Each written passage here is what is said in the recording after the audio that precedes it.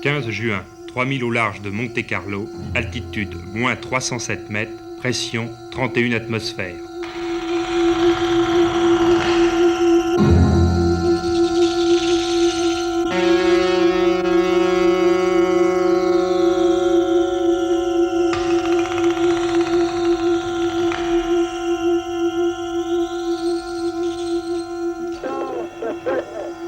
Reçu, 14.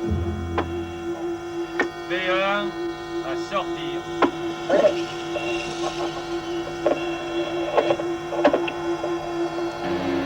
P1 fera sa pesée sous la jupe. Ensuite, récupération de la sonde extérieure et évolution puis descente vers le trapeau. L'opération saturation Triton 9 va nous permettre d'évaluer nos procédures d'intervention jusqu'à la profondeur de 300 mètres avec plongeur à partir du bâtiment Triton spécialisé pour les plongées à saturation. Ce bâtiment met en œuvre un ensemble hyperbare dans lequel vivent les plongeurs à la pression équivalente à 250 mètres de profondeur et également d'un ancrage dynamique qui lui permet de se positionner sur un point choisi sur le fond. À partir du Triton, la tourelle est descendue sur le fond et les plongeurs ont une activité à eau sur le chantier sous-marin ou sur la tâche à réaliser.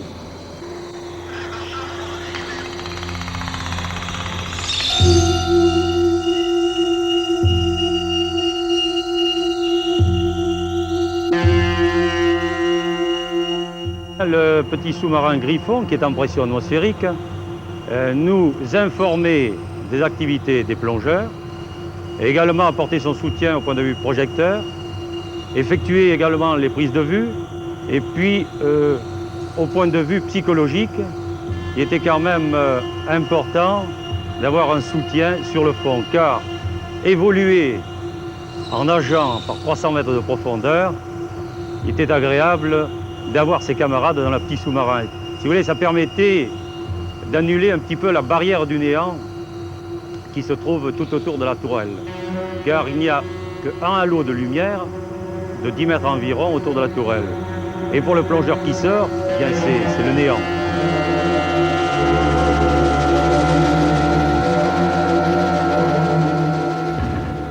Intervenir par ces profondeurs est quand même éprouvant. Mais nous pensons qu'actuellement, les plongeurs peuvent évoluer dans la tranche de profondeur qui va jusqu'à 400 mètres. Quel résultat peut-on tirer d'une telle expérience ? Eh bien, pour nous, ce résultat est intéressant car il nous permet d'intervenir pour les besoins de la défense jusqu'à la profondeur de 300-310 mètres. C'est-à-dire récupération d'objets sur le fond, information, renseignement sur le fond et dans le cadre du sauvetage des sous-marins. Et d'une façon civile ? Et sur le plan civil, mise au point de procédure ou d'essai d'équipement pour nos camarades civils.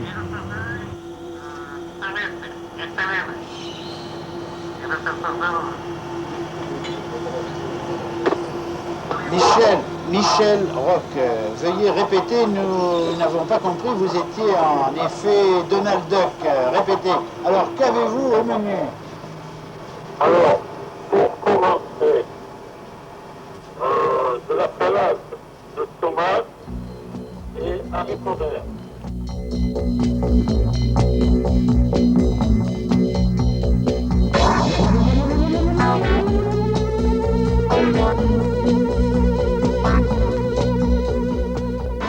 Les 4 sous-officiers mariniers et le groupe d'intervention sous la mer peuvent s'estimer pleinement satisfaits.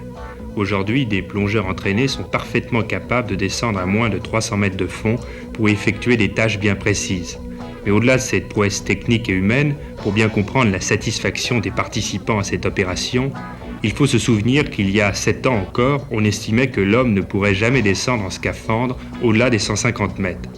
Pourtant, à force d'études sur les mélanges gazeux, études réalisées en étroite collaboration Marine nationale-société civile, à force de recherches sur le matériel et sur les problèmes posés par la décompression, il semble qu'aujourd'hui une étape importante ait été franchie dans l'adaptation de l'homme au milieu sous-marin. La descente à de beaucoup plus grandes profondeurs semble maintenant acquise.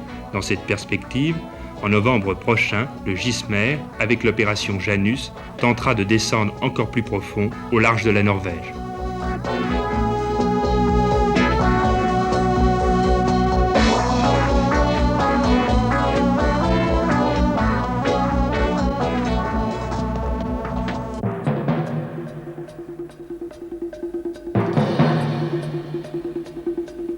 Alain Collard sur le chemin de la guérison. Le navigateur a effectué une première sortie de l'hôpital de Nantes où il se remet lentement de l'accident qui a failli lui coûter le pied. Il espère bien être l'année prochaine à la barre de son voilier géant pour le départ de la Transat. Il y a des jours où l'on peut regretter de ne pas être anglais, surtout pour le départ d'une course comme la Clipper Race qui s'est donnée à Londres le 31 août dernier. Les concurrents vont tenter de rivaliser de vitesse avec les fameux Clippers qui transportaient la laine d'Australie en Angleterre au siècle dernier et qui n'hésitaient pas à risquer leur précieux chargement pour arriver les premiers et vendre leur laine au meilleur prix. Actuellement en tête de la course, un seul bateau français, Critter 2, ketch d'acier de 25 mètres de long, barré par Olivier de Kersauzon, l'ex-second d'Éric Tabarly. Nous terminerons en vous présentant Bruce, première star d'Hollywood cette année et rôle principal du film Jaws, requin, numéro 1 au hit parade cinématographique des États-Unis.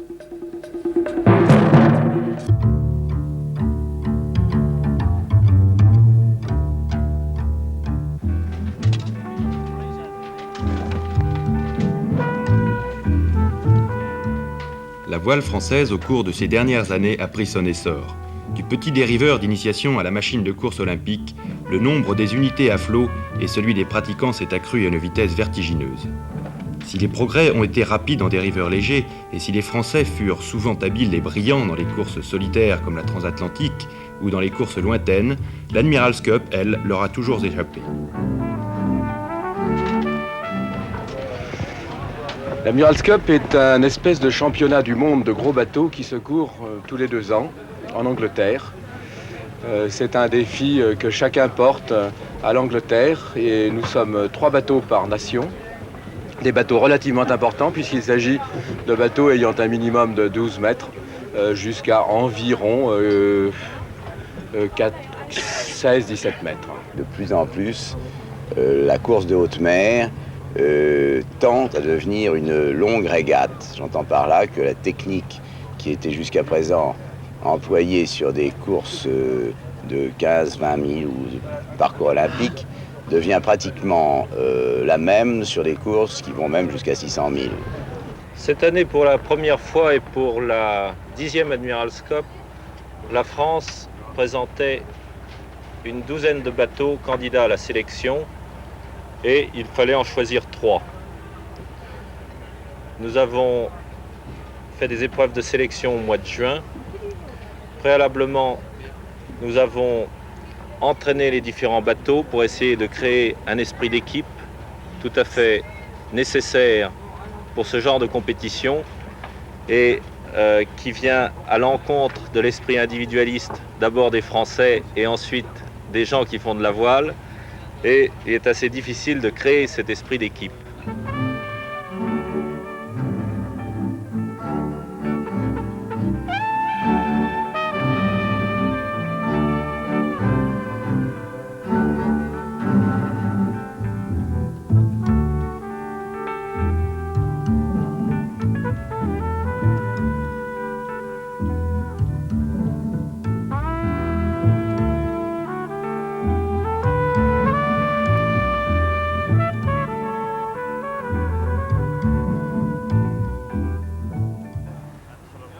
L'Admiral's Cup se court en manche et donc on pense qu'il faut courir les sélections en manche, qu'il faut que les bateaux se préparent en manche. Il faut donc que les Méditerranéens acceptent de monter leurs bateaux suffisamment tôt pour faire connaissance avec la Manche qui est tout de même très différente de la Méditerranée. Il est certain que cela engage des frais importants au niveau des transports des équipiers et on n'a pas encore trouvé une formule pour arriver à alléger le budget des skippers méditerranéens. Les Français ayant enfin compris qu'il faut se préparer ensemble, en 1977, il faudra compter avec la France.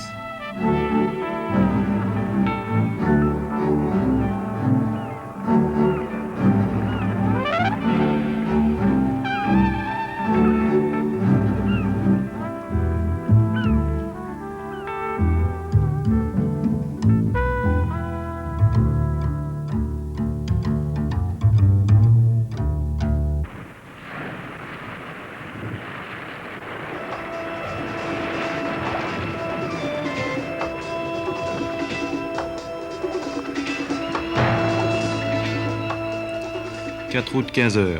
Feu à bord d'un yacht anglais. Les deux occupants parviennent à quitter l'épave quelques secondes avant l'explosion. Au Crossat, les veilleurs reçoivent l'appel de détresse. Mayday, Mayday, Mayday.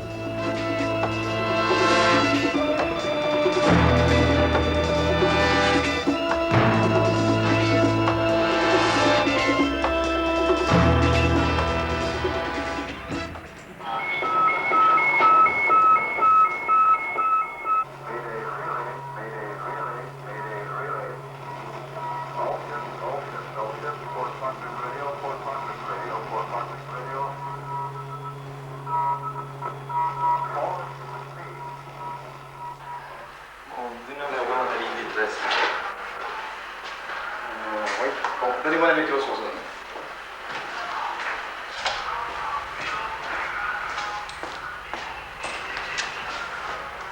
Sur les côtes, 24 heures par jour, toute l'année, 67 personnes sont en veille. Aucun appel, aucune fusée rouge d'où qu'elle vienne n'est laissée sans réponse. C'est ainsi que 4600 personnes ont pu être assistées l'an passé.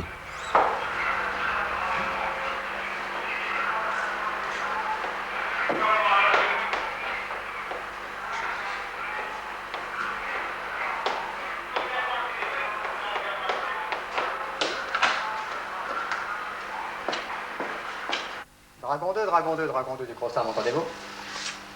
Alors, Crossat, le Dragon 2, je vous reçois Fort Clair à vous. Fort Clair également. On vient de recevoir un message de détresse d'un bateau de plaisance qui a coulé dans le Suroît, je répète Suroît, de la pointe de l'échelle. 2 personnes à bord, dont une blessée. Ils tentent d'évacuer sur radio pneumatique. Zone de recherche entre le 180 et le 240, distance 1 à 3000. Avez-vous reçu? Ici Dragon 2, bien reçu votre message à vous. On envoie la vedette d'affaires maritimes Armois sur zone. Dans combien de temps sur zone vous-même, à vous? Prochain Dragon 2, je serai sur le lieu dans 30 minutes. Bien reçu, alors nous restons sur la fréquence. Bon, gardons le contact également, merci.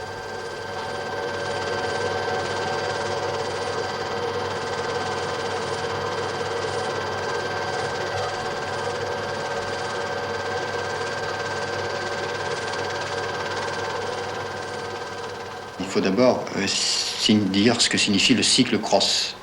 Le cyclocross signifie Centre régional opérationnel de surveillance et de sauvetage. Il y en a 3 en France, un par façade maritime, le Crossma implanté à Jobourg, le Crossat implanté à Étel, le Crossmed implanté à Toulon, avec des antennes qui sont greenées, qui est permanent pour le Crossma, Soulac permanent pour le Crossat, et des antennes saisonnières, Camaret pour le Crossat et Agde en saison estivale.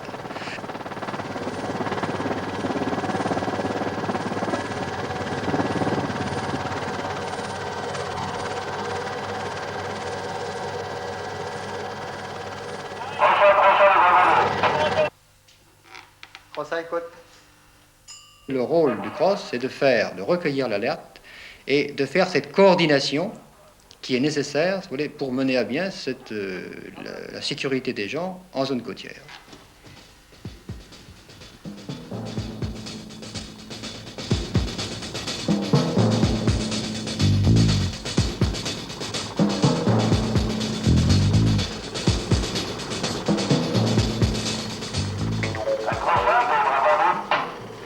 Crossat, écoute.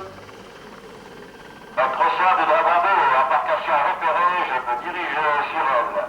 Sa position est estimée dans le 200 degrés de la pointe de l'échelle, environ 1008. 2 personnes à bord, à vous. Bien reçu. Déroule-t-on la vedette Armois sur la zone. Préparez-vous à nettoyer le blessé, à vous. Dragon 2, bien compris. Québec de Fort de Charlie Romeo Alpha. Message pour vous. Bateau coulé dans le Suroît de la pointe de l'échelle à 2000. 2 personnes à bord, dont une blessée. Évacué sur radio pneumatique. Vous demande de faire route immédiatement sur zone. Avez-vous reçu? Bien reçu, Charlie Romeo Alpha. Bien reçu, nous faisons route immédiatement. Bien compris, gardons la fréquence. Route au 170. 1400 tours.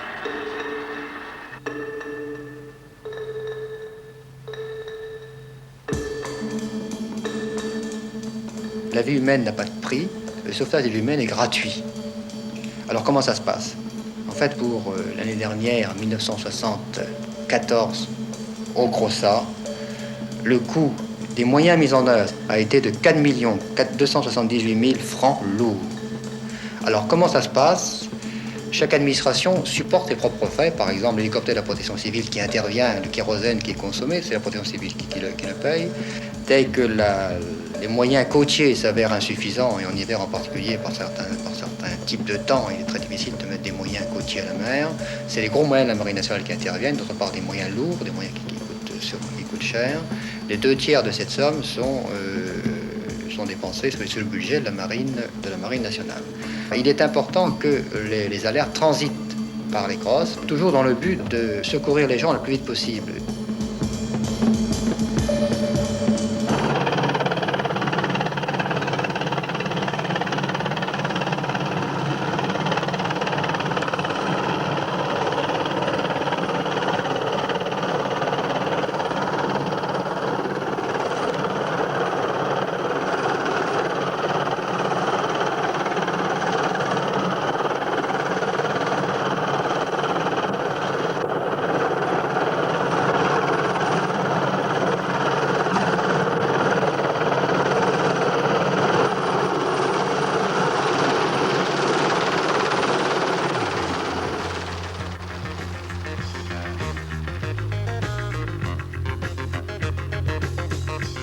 Nous recommandons aux plaisanciers d'informer les crosses de leur trajet et de leur date probable d'arrivée à destination.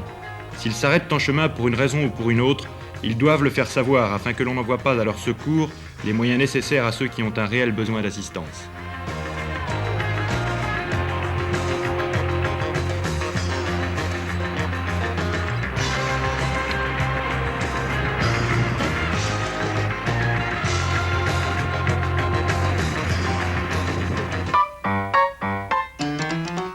L'initiation à quoi ? Au dériveur. Pour mieux te le présenter, je l'ai tiré sur le sable et j'ai disposé à ses côtés tout ce qui est nécessaire pour le manœuvrer correctement.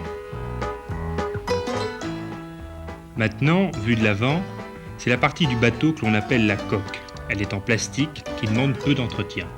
Et ça ? C'est le mât qui supporte la voilure. Creux, en bois ou en aluminium comme celui-ci, posé sur le fond du bateau, il est soutenu par 3 fils d'acier. À l'avant, les tais et sur chaque côté, les haubans.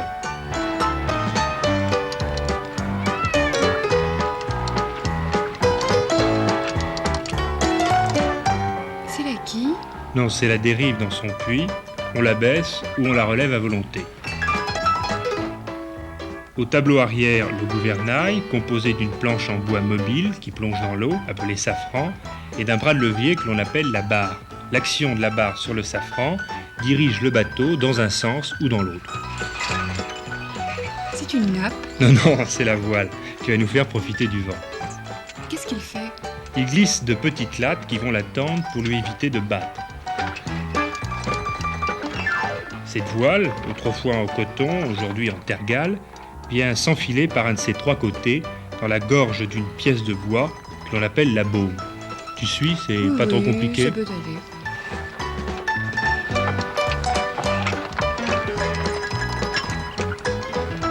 À l'avant, on dispose d'une seconde voile plus petite que l'autre que l'on appelle le foc. Comme l'animal ? Non, F-O-C. De forme triangulaire, on la fixe à l'extrémité du bateau au point d'amure de l'étai avant, l'un des 3 fils d'acier dont je t'ai parlé avant qui tient le mât. On attache l'autre extrémité du foc à une corde que l'on appelle la drisse et il ne reste plus qu'à le hisser. Le foc hissé, on vient à la grand voile dont on fixe la baume au mât par une sorte de charnière, le vide-mulet, qui permettra d'orienter la voile à sa convenance. On dégage alors la drisse de grand voile et on y fixe la voile par son extrémité supérieure, par une pièce métallique triangulaire que tu peux voir là, la tétière. Ça n'a pas l'air d'être simple. Non, il y a du vent. Le Mistral gêne la manœuvre. On commence à hisser en veillant de garder le bateau face au vent. Pourquoi ? Si le vent vient de travers, la voile peut donner prise et le renverser. La voile hissée, il ne reste plus qu'à fixer la drisse. On fait plusieurs tours au taquet à la base du mât à droite. On tend soigneusement. Il ne reste plus qu'à porter le bateau à l'eau. Cela fera l'objet de notre prochaine initiation. Alors à bientôt.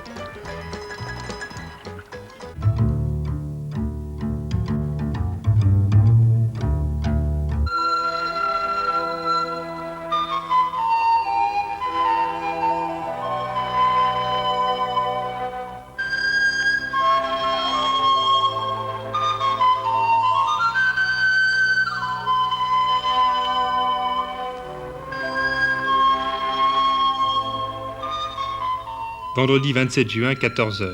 Sur l'île Saint-Germain, ici les Moulineaux, Gérard Moreau procède à la dernière inspection de coque. Dans moins d'une heure, le voilier nouveau-né sera mis à l'eau.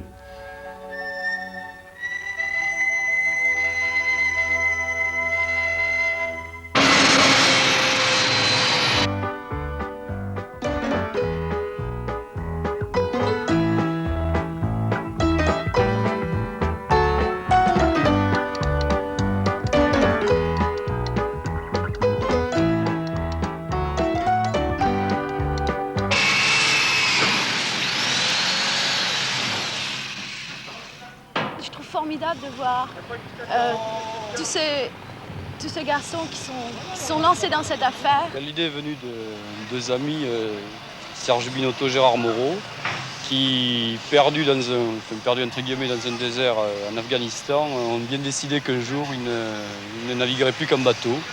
L'idée est née de là et puis le projet a pris corps. Ils se sont retrouvés à construire un bateau. Et puis aujourd'hui, vous voyez que ce n'était pas une idée si folle que ça.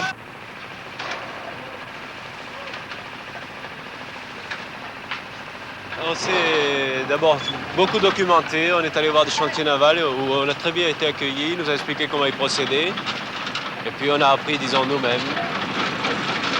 Pourquoi vous avez décidé de les aider? Parce qu'on aime ça. On n'est pas des oisifs.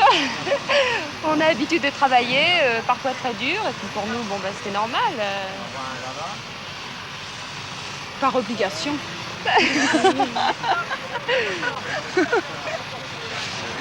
Monsieur Hérault, représentant du secrétariat d'État à la jeunesse et au sport, monsieur le maire d'ici, je tiens à remercier toute l'équipe qui m'a choisi marraine et je te baptise le patriarche.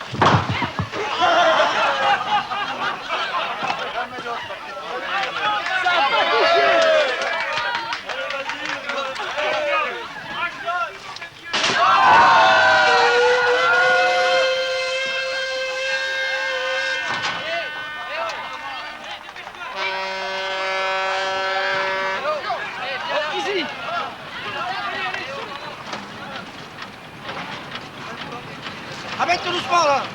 À vous là doucement. Allez-y, ça va là.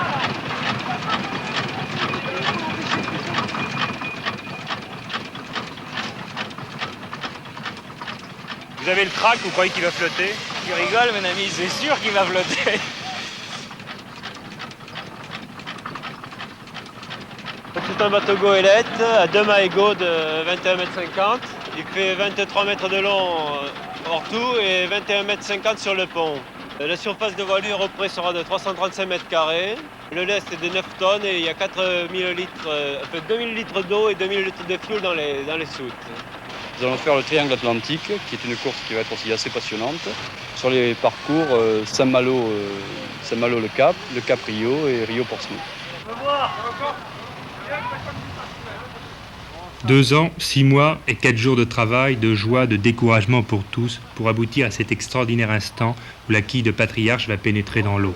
Bien sûr, le bateau est encore loin d'être terminé, il faut encore le mater, l'armer, l'équiper, le régler avant qu'il puisse s'aligner au départ d'une course. Mais maintenant, le plus dur est fait, et pour les 4 amis, le rêve fou qu'ils portaient en eux, construire leur propre bateau, est maintenant réalisé.